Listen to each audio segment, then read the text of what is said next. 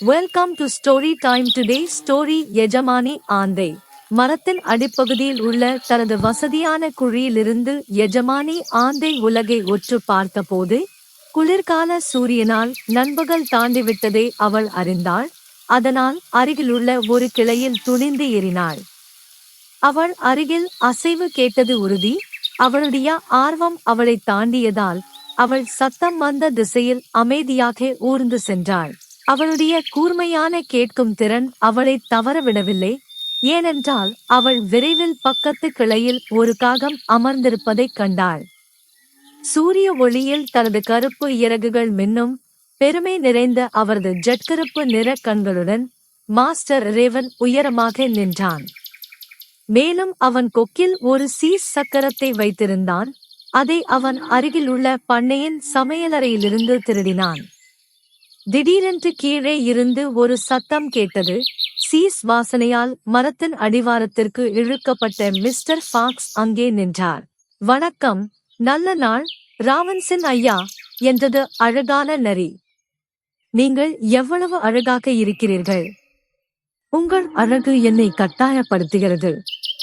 நான் பொய் சொல்லக்கூடாது என்று கடவுள் தடை செய்தார். ஏனென்றால் உங்கள் பாடல் உங்கள் இறகுகளுக்கு சமமாக இருந்தால் நீங்கள் உண்மையிலேயே காட்டில் உள்ள பறவைகளில் ஒரு பீனிக்ஸ். உங்களைப் போன்ற ஒருவர் அனைத்து உயிரினங்களையும் பேசாமல் செய்ய முடியும் என்பதில் சந்தேகமில்லை. உங்கள் அருமையான பாடலை கேட்பது எவ்வளவு பெருமையாக இருக்கும். இந்த வார்த்தைகள் மாஸ்டர் ரேவனை பெருமையாலும் மகிழ்ச்சியாலும் நிரப்பின. மேலும் தனக்கு உண்மையிலேயே அழகான குரல் இருப்பதைக் காட்ட அவர் தனது தலையை உயர்த்தி மிஸ்டர் ஃபாக்ஸுக்கு பாடத் தயாராக தனது அலகை திறந்தார். அப்போதுதான் அவரது அலகிலிருந்து சீஸ் சக்கரம் விழுந்து தரையில் விழுந்தது. இந்த வார்த்தைகளுடன் திரு ஃபாக்ஸ் சீஸ் சக்கரத்தை எடுத்துக்கொண்டு காட்டுக்குள் மறைந்தார்.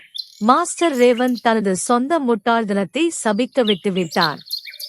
பின்னர் அங்கே பெருமைமிக்க காகம் தன்னை மீண்டும் ஒருபோதும் முட்டாளாக்க மாட்டேன் என்று உறுதியளித்தது.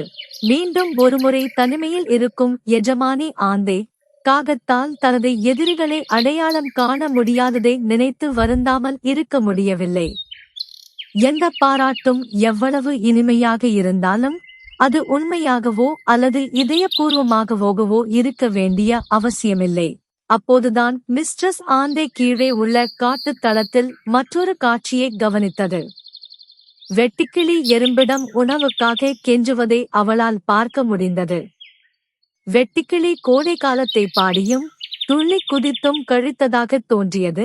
அதனால் குளிர்காலத்தில் அவளுக்கு உணவளிக்க அவளிடம் உணவு இல்லை.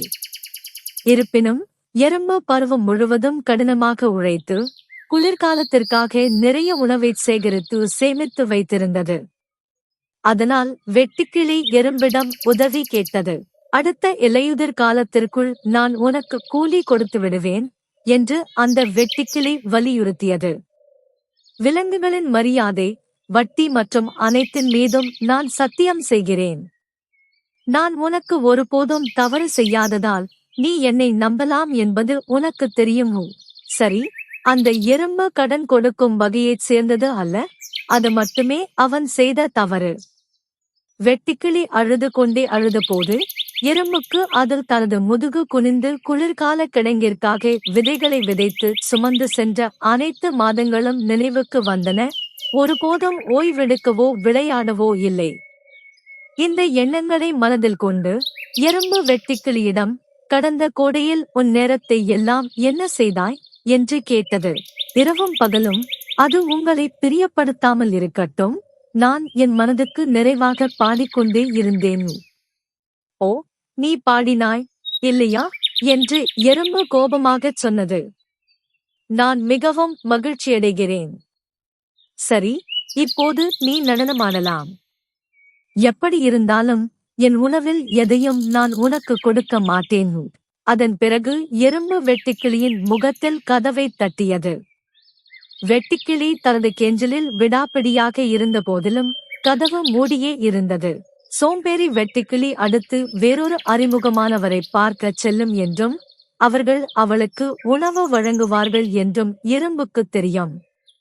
இருப்பினும் கடின உழைப்பாளி எறும்பு வெட்டுக்கிளி இப்போது எதிர்காலத்தை பற்றி அதிகம் சிந்தித்து மற்றவர்களின் தயவை நம்புவதற்கு பதிலாக தனக்கான உணவை சேகரிக்கும் என்று நம்பியது. தங்களைத் தாங்களே கவனித்துக் கொள்ள முயற்சிக்காதவர்களுக்கு அன்பு காட்டப்படாது என்று எறும்பு உணர்ந்தது.